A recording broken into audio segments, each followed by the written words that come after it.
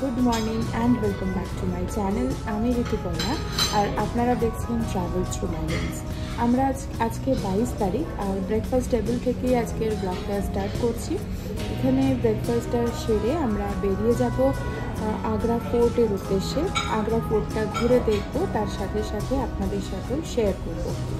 আর এই হোটেলের ব্রেকফাস্ট সম্পর্কে যদি বলি, অনেক রকমেরই আছে। তো ব্রেকফাস্টটাও ভীষণ ভালো, হোটেলটা এক কথায় বলতে গেলে খুবই ভালো, আপনারা চেক করে দেখতে পারেন।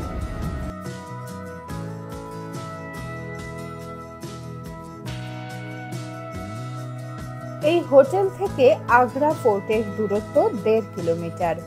তো আমরা হোটেলের বাইরে এসে এখান থেকে একটা অটো বুক করে নিই, আর তার ভাড়া পড়েছিল আমাদের 100 টাকা। তো আমরা আগ্রা ফোর্টের টিকিট কাউন্টারের সামনে, টিকিটও কাটা হয়ে গেছে। তো আমরা সকাল সকাল এসেছি বলে এখন পুরোটাই ফাঁকা, আর সামনে ই টিকিটেরও সিস্টেম আছে দেখছি। তো ভিড় যদি হয়, ভিড় এড়াতে অবশ্যই আপনারা ই টিকিট করে নিতে পারেন। তো চলুন এবার আমরা আগ্রা ফোর্টের দিকে এগোই। তো ধীরে ধীরে প্রবেশ করতে থাকি আগ্রা ফোর্টে। তো ভীষণ সুন্দর লাগছে বাইরে থেকে, দেখতেই পাচ্ছেন এর একটা অনবদ্য সৌন্দর্য আর অন্য রকম ফিলিংসও লাগছে। তো যাই হোক, আগেও বলেছি আমার এই সব পুরোনো দিনের আর্কিটেকচার দেখতে ভীষণ ভালো লাগে। তো এই জন্য এর প্রতি আমার একটা আলাদা ইন্টারেস্ট আছে। তো চলুন দেখতে থাকুন, অবশ্যই ভালো লাগবে আপনাদের। আমরা তো 50 রুপিস টিকিট কেটে নিয়েছি ইন্ডিয়ান চার্জ অনুযায়ী। ফরেন টুরিস্টদের জন্য চার্জ আছে 600, আর শার্প কমিউনিটিজ কান্ট্রির জন্য রয়েছে 85। এখন আগ্রা ফোর্টের অমর সিং গেটের সামনে চলে এসেছি। এই একটা মাত্র গেটই এখন পর্যটকদের জন্য খোলা থাকে। এই আগ্রা ফোর্টেরও 4টে গেট আছে, আর এই অমর সিং গেটটাই শুধুমাত্র জনসাধারণের জন্য খোলা। কেন কি আমার যতদূর জানা আছে প্রায় 75%ই এখন আর্মির আন্ডারে রয়েছে, তো 25% পর্যটকদের জন্য খোলা রয়েছে। আর এই অমর সিং গেটেরও কিন্তু একটা হিস্ট্রি আছে। অমর সিং রাঠোর ছিলেন সম্রাট শাহজাহানের মুখ্য সেনাপতি। তিনি সম্রাট শাহজাহানের মন্ত্রী সালামত খানকে 1644 সালে হত্যা করেন এবং কেল্লার এই 75 ফুট উঁচু পাঁচিল থেকে ঘোড়ায় করে লাফিয়ে পালিয়ে যান। সেই থেকেই এই দরজার নামকরণ করা হয় অমর সিং রাঠোর দরজা। তখন নিরাপত্তা সিস্টেমও কত ভালো ছিল দেখুন। এদিকে তো ফোর্ট, আর মাঝে যে পরীক্ষা মতো যে জায়গাটা রয়েছে দেখতেই পাচ্ছেন, তো সেখানে কিন্তু জল দিয়ে একটা ব্যারিকেড করা থাকতো, যাতে শত্রুরা কোনোভাবেই এখান থেকে না ফোর্টে প্রবেশ করতে পারে। আর এই ফোর্টের এখানে যে জলটা থাকতো পরীক্ষায়, সেখানে নাকি কুমিরও ছাড়া থাকতো ফর সেফটি। তো এটা সবই আমার জানা বা তথ্য দেখে বোঝা। তো যাই হোক, কতটা সত্যি কতটাই আমি বলতে পারবো না, তবে জানা যায় যে এখানে জল থাকতো আর জলে এখানে কুমির ছাড়া থাকতো ফর সেফটি।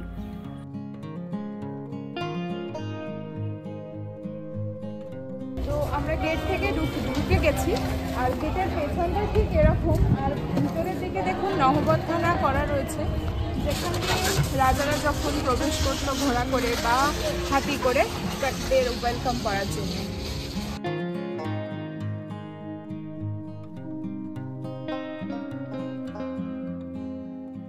তাদের সকলকে আকবর, জাহাঙ্গীর সকলের ভবনে ওয়েলকাম, আসুন।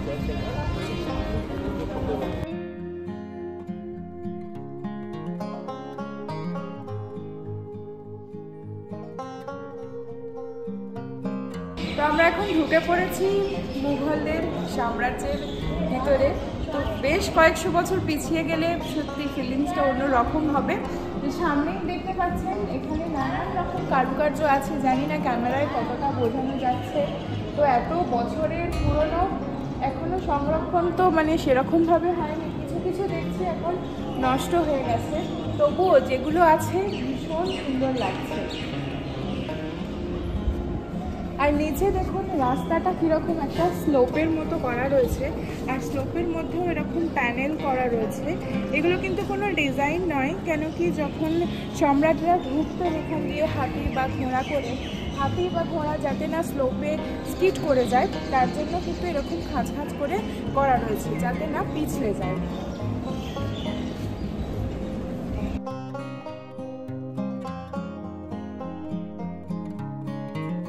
হচ্ছে কেল্লায় ঢোকার মূল ফটো। আর এখানে যেগুলো দেখতে পাচ্ছেন নীল নীল কাজ, ওগুলো সেই মিনাকারি কাজের মতো মনে হচ্ছে। তার বেশ কিছু অংশ কিন্তু মানে ক্ষয়ে ধ্বংসপ্রাপ্ত হয়ে গেছে। আর উপরে দেখুন লাল যে পাথর, লাল পাথরের আগেরগুলো রয়েছে, আর নিচের পোর্শনটা দেখছি সেগুলো কিন্তু সেই লাল পাথর নয়, নতুন করে রিপেয়ার করা হয়েছে, যেগুলো দেখে আমার যতটুকু মনে হচ্ছে।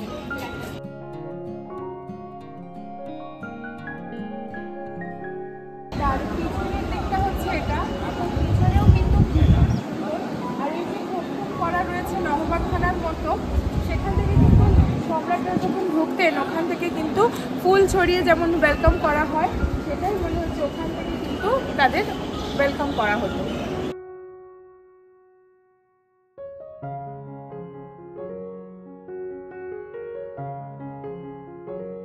তো আমরা এখন কেল্লার মধ্যে ঢুকে গেছি, এন্ট্রান্সের মুখে রয়েছি, দেখতেই পাচ্ছেন। আর এখানকার যে রাস্তাটা দেখুন একটা স্লোপের মতো গেছে, আস্তে আস্তে উপরের দিকে উঠে গেছে। আর দুধারে এরকম উঁচু পাঁচিল রয়েছে। আর এই উঁচু পাঁচিল দেওয়ার পিছনেও কিন্তু কারণ আছে, এখানে কিন্তু জোরে হাততালি দিলে সেটাও কিন্তু ইকো হচ্ছে। তো যদি কোনো কারণে কোনো শত্রু প্রবেশ করে ফেলে, তারা যদি ঘোড়ায় যায়, তো ঘোড়ার যে যাওয়ার যে সাউন্ডটা হবে সেটা কিন্তু এখানে ইকো হবে। এই জন্যই দুধারে এরকম বড় করে পাঁচিল দেওয়া। আর পাঁচিলের উপরে দেখুন এরকম ছোট ছোট নলের মতো করা রয়েছে, দুধারে কিন্তু করা রয়েছে। আর এখান দিয়ে আগে শোনা যায় যে যেটা এখান দিয়ে নাকি আগে গরম তেল বা গরম জল ফেলা হতো, যদি শত্রু প্রবেশ করে যায় এখান থেকে, তাহলে সাইডে যদি তারা শেল্টারের জন্য সাইড হয়ে যায়, তো সেখান দিয়ে গরম তেল আসলে তারা পারবে না, মাঝখানে আসতে হবে। আর ওই যে দরজা, ওখান থেকে নাকি যদি এরকম কেউ ঢুকে পড়তো, বড় বড় পাথরের যে গোলা বা পাথর বোল্ডার যেরকম হয় আর কি, ওগুলো ওখান থেকে ফেলে দেওয়া হতো, স্লোপ দিয়ে গড়িয়ে আসতো, সুতরাং সেগুলোতে চাপা পড়ে তারা মারা পড়তো। আর ওখানের গেটটা কিন্তু তুলনামূলক বড়, আর এই গেটটা কিন্তু তুলনামূলক ছোট। এই জন্যই যে বোল্ডারগুলো এসে এসে দরজাটা বন্ধ হয়ে যাবে, তারা কোনো ক্রমে পালাতে পারবে না। তো ইকোটা কেমন হয় একবার শুধু দেখুন। বুঝতে পারছেন আপনারা? এই রাস্তা দিয়ে আমরা এলাম, এসে এখন আমরা এখানটায় দাঁড়িয়ে, আর ডান দিকে দেখুন জাহাঙ্গীর মহল দেখা যাচ্ছে।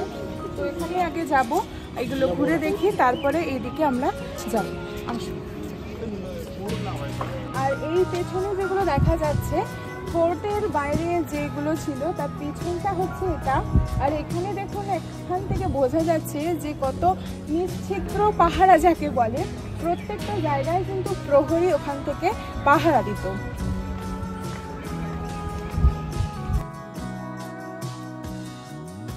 এবার আমরা ঢুকছি জাহাঙ্গীরি মহলের দিকে। এই হচ্ছে জাহাঙ্গীরি মহল, পাশেই আছে আকবরী মহল। তো চলুন ঘুরে দেখি। তো এখন আছি জাহাঙ্গীরের বাথটবের সামনে। এটা আপনি দেখুন, যেটাতে নাকি জাহাঙ্গীর ছোটবেলায় স্নান করতো। আর এখান দিয়ে একটু স্টেপিং করা রয়েছে, এখান দিয়ে হয়তো ওঠা যেত। আর এই বাথটবটা নাকি একটা স্টোনকে কেটেই তৈরি করা হয়েছে।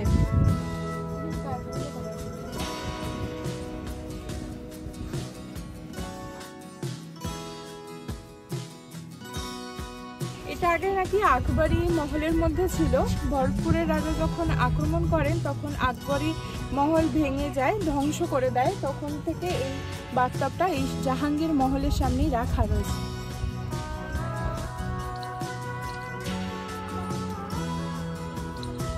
আমি এখন আছি আকবরী মহলের সামনে, আকবরের বাড়ি সহজ কথায় বলতে গেলে।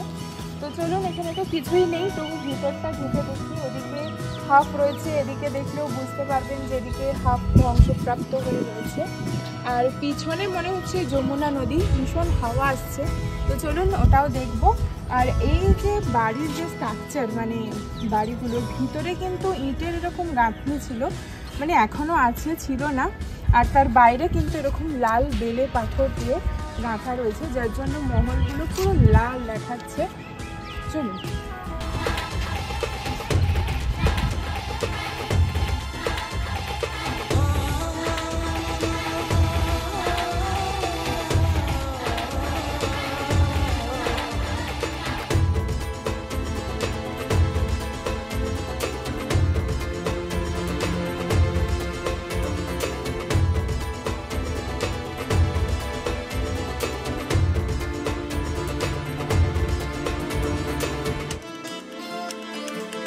আকবরী মহলের যে জলের যোগান দেওয়া হতো এই দুটো কুয়োর থেকে, আমার বাঁ হাতে একটা কুয়ো রয়েছে আর এই ডান দিকেও একটা কুয়ো রয়েছে। এই কুয়োগুলো কিন্তু পাশে দেখুন এদিকে সিঁড়ি রয়েছে,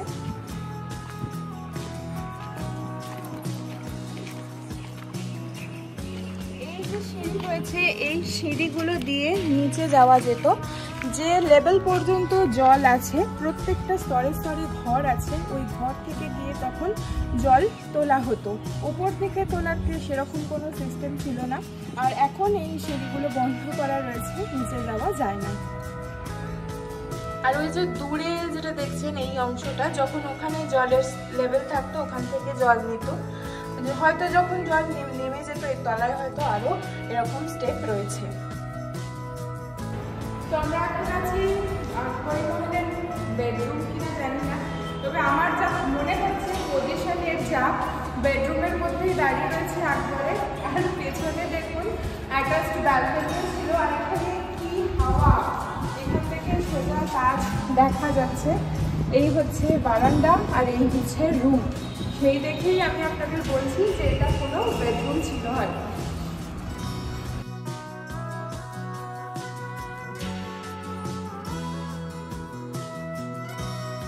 এগুলোকে আমরা তো কুলুঙ্গি বলে থাকি, আপনারা কি বলেন জানাবেন। তো এইরকম জায়গায় লাইট রাখা হতো ঘরটাকে আলোকিত করার জন্য। আর এগুলো সমস্ত গেট দিয়ে বন্ধ করে দিয়েছে, এর ভিতরে আর ঢুকে দেখা যাচ্ছে না। এই সমস্ত গেট বা অবস্ট্রাকশন আমাদের জন্যই হয়, আমাদের মতো পর্যটকদের জন্য। এসে সবাই দেখছি যে এটা একদম দেওয়ালে এরকম নাম লিখে ভর্তি করে রেখেছে, নাম লেখার আর জায়গা পায় না। কি যে লাভ হয় জানি না। অনেকে দেখছি যে এত পুরনো একটা বাড়ি আর্কিটেকচার, সেগুলো ধরে কেউ কেউ ঝুলছে, তো এগুলো তাদের মাথায় থাকে না, এরকমভাবেই আস্তে আস্তে দেখুন বন্ধ হয়ে যাচ্ছে। কি লাভ হবে বুঝি না, এটা কিন্তু মানুষের দোষ, যাই কিছু বলার নেই। এখানে দেখুন খুব সুন্দর, আর এখানে হাওয়াটা ভীষণ সুন্দর আসছে। আর ওই জানলা দিয়ে দেখুন তাজমহল দেখা যায়।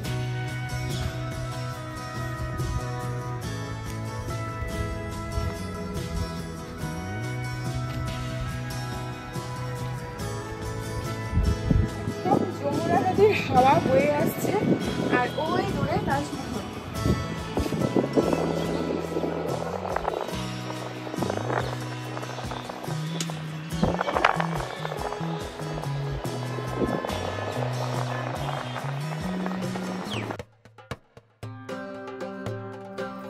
আকবরী মহল তো ঘুরিয়ে দেখালাম আপনাদের, এবার যাব জাহাঙ্গীরী মহলে। আর প্রবেশ পথের কারুকার্যটা একবার দেখুন, কি অসাধারণ না?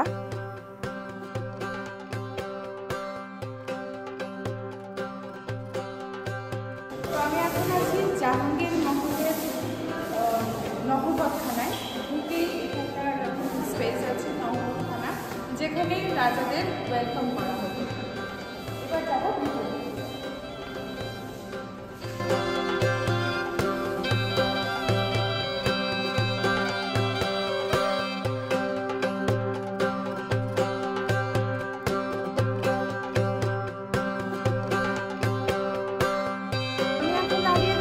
জাহাঙ্গীরী মহলের রং মহলে। এটা হচ্ছে একটা বিনোদন ক্ষেত্র, এখানে গান বাজনা হয়ে থাকতো আগে। আর উপরে দেখুন এরকম চারদিকে চৌকো করে বসার জায়গা রয়েছে। এখানে সম্রাট তার বেগমদের নিয়ে নাচ গান দেখতেন, আমোদ প্রমোদ করতেন। আর নিচে যে ছোট ছোট যে খোপগুলো আছে ওখানে তাদের দাস দাসী সবসময় মোতায়েন থাকতো। আর পাশেই পিছনে যেগুলো দেখছেন ওগুলো এক একটা বেডরুম। তারা যখন রেস্ট নেবে মনে করতো, তো ওই বেডরুমেই তারা রেস্ট নিত। আর এখানে তো কোনো দরজা সিস্টেম নেই, সবই পর্দানসীন এখানকার। তাই এই প্রত্যেকটা পিলারে পিলারে কিন্তু খুব দামি দামি যেমন রেশমের পর্দা তখনকার হতো, সেগুলোই লাগানো থাকতো ডোর হিসাবে।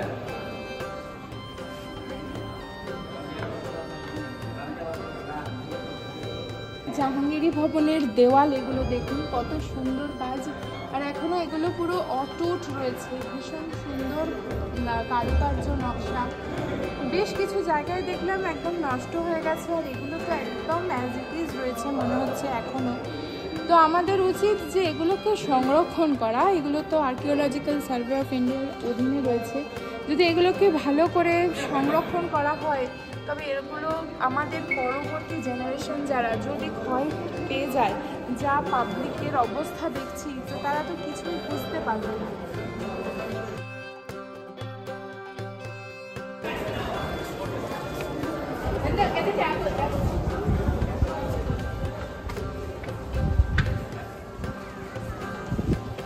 এটা হচ্ছে সম্রাটের খাওয়ার জায়গা। দেখুন পরপর পরপর এখানে লম্বা করে ছোটো ছোটো ঘর, আর এখানে চতুর্দিকে ফুলগুলি রাখা রয়েছে। এখানে সমস্ত কিছু শোকেস লাইট রাখা হতো এখানে। আর ওপরে কারুকার্যগুলো খুব সুন্দর, এখনো কিছু নেই, তবে দেওয়ালগুলো এখানে প্রিজার্ভ করা আছে। আসুন দেখুন।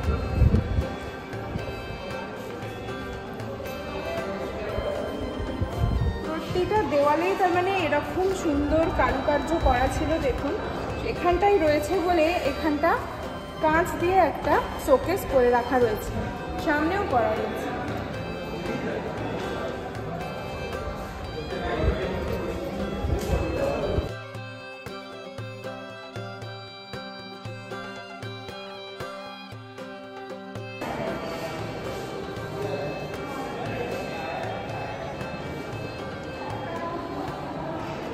আমরা এখন দাঁড়িয়ে রয়েছি শাহজাহানি মহলে। জাহাঙ্গীরি মহলের যে কানেক্টিং প্লেস এটা শাহজাহানি মহল। আর এই যে দেওয়ালগুলো রয়েছে না, এই দেওয়ালগুলো মাঝখানে ফাঁকা রয়েছে, কেন কি এর মধ্যে গরমের সময় জল রাখা হতো, তার ফলে রুমটা ঠান্ডা থাকতো। আর এই জলগুলোই পরে কিন্তু গার্ডেনিংয়ের জন্য বা যে এখানে ফাউন্টেন রয়েছে এগুলো ইউজ করা হতো। এছাড়াও এই ঘরটাতে একটা বিশেষত্ব আছে যে এই কোনায় যদি কেউ কথা বলছে না, ওই পাশেও যারা যদি কান পেতে দেওয়ালে শোনে যে কি বলছে, তারা পরিষ্কার শুনতে পাচ্ছে যে এইদিকে কে কি কথা বলছে।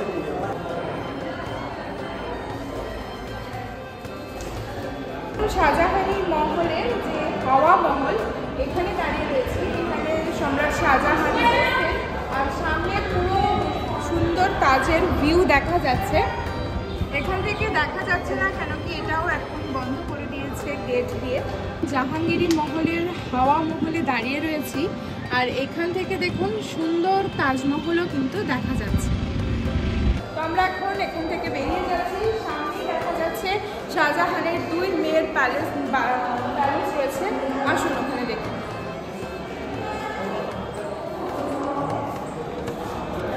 তো আমি এখন জাহাঙ্গীরের মেয়ে রোশনারার যে মহল, রোশনারার মহলের সামনে দাঁড়িয়ে রয়েছি। তার পাশে এটাই দেখতে পাচ্ছেন যেটা বড়, এটা হচ্ছে খাসমহল। খাসমহলের ঠিক ওই পাশেই আছে জাহানারা আরাক মেয়ে তাজমহল। চলুন আপনাদের খাসমহলটা ঘুরিয়ে দেখাই।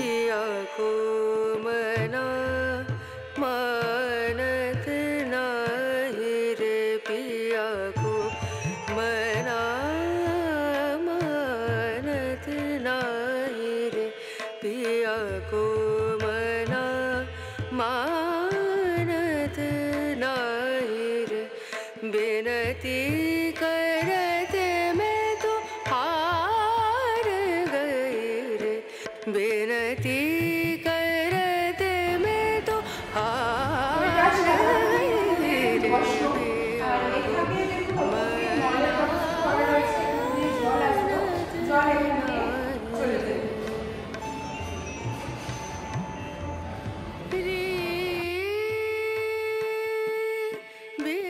এই মহলটার নাম শাহবুজ। তাজমহলে যেমন নানা রকম মূল্যবান রং বেরঙের পাথর দিয়ে কারুকার্য করা আছে, ঠিক তেমনটাই এখানেও কারুকার্য করা আছে।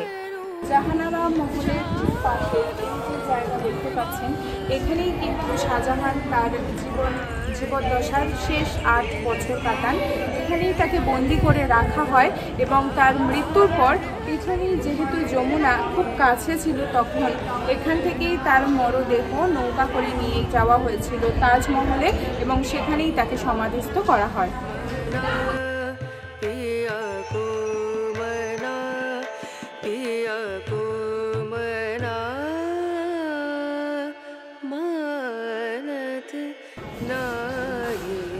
শাহজাহান যখন 8 বছর বন্দী ছিলেন, তার নামাজ পড়ার জন্য এই মিনা মসজিদ নির্মাণ করা হয়েছিল।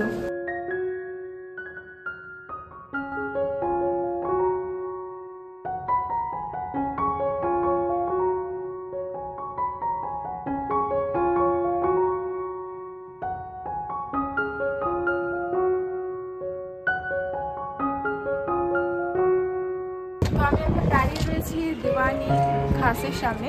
এখানে শাহজাহানের সময় দিওয়ানি খাস কিছু লোক নিয়ে শাহজাহান তার সলা পরামর্শ করতেন।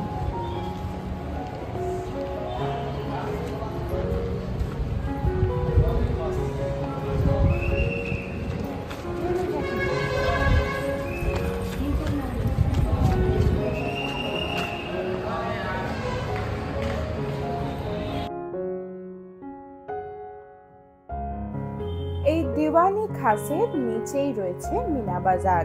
রানীরা যেহেতু বাইরে যেতে পারতেন না, তাই এখানে পসরা সাজিয়ে বাজার বসত, আর সেই বাজারে থাকতো রকমারি জিনিসের সমাহার। আর দিওয়ানি খাসের ঠিক ডায়াগোনালি অপোজিটেই রয়েছে নাগিনা মসজিদ। চলুন মসজিদটা আপনাদের ঘুরিয়ে দেখাই।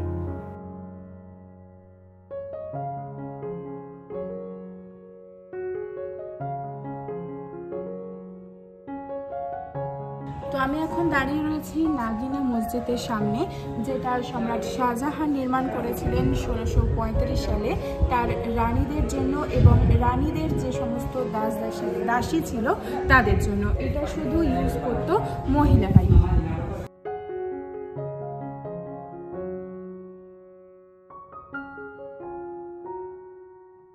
এখন আছি শীষমহলের সামনে। সম্রাট শাহজাহান এই শীষমহল নির্মাণ করেছিলেন 1631 সালে, আর এই শীষমহল সম্রাট শাহজাহান ইউজ করতেন গরমকালে। সম্রাট শাহজাহান তো শীষমহল বানিয়েছিলেন, এছাড়াও কিন্তু লাহোরে আর দিল্লিতেও শীষমহল তিনিই বানিয়েছিলেন।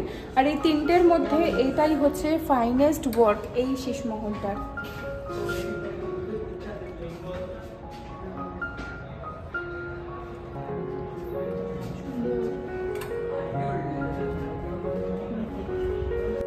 এটা হলো আঙ্গুরিবাগ। এখানে আঙ্গুর চাষ করা হতো, আর এর মাঝের যে অংশটা দেখছেন, এখানে 37টা ফোয়ারা ছিল, যেখান থেকে গোলাপ জল বের হতো। আর যমুনার হাওয়ায় সেই গোলাপ জলের সুগন্ধ সারা মহলে সুভাসিত হতো।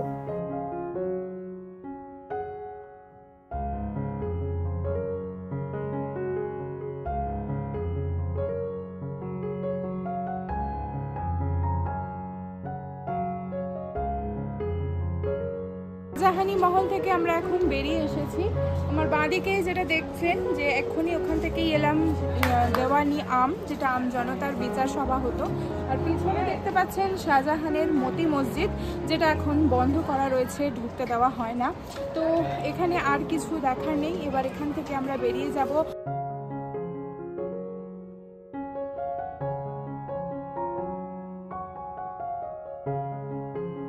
তো আমরা চলে এসেছি আবার আগ্রা ফোর্টের গেটের কাছে। পিছনে যে গেটটা দেখছেন, সোজা যে গেটটা ছিল, সেই গেটটা আমরা ঢুকে গিয়েছিলাম ডান হাত দিয়ে জাহাঙ্গীরি মহলের দিকে। তো এখান থেকে এখানেই এন্ড হচ্ছে পুরো ফোর্টটা, যেই অংশটুকু মানে জনসাধারণের জন্য খোলা রয়েছে। তো এবার আমরা বেরিয়ে যাব এখান থেকে। আমরা এখন যাব একটু হোটেলে। এত রোদ আর পারা যাচ্ছে না, ওখান থেকে ফ্রেশ হয়ে লাঞ্চ করব, তারপর আমরা যাব ফতেপুর সিকরি। তো ওখানটাও আপনাদের পুরো ঘুরিয়ে দেখাবো। তো চলুন এবার বেরিয়ে যাই এখান থেকে, দেখা হবে ফতেপুর সিকরিতে গিয়ে।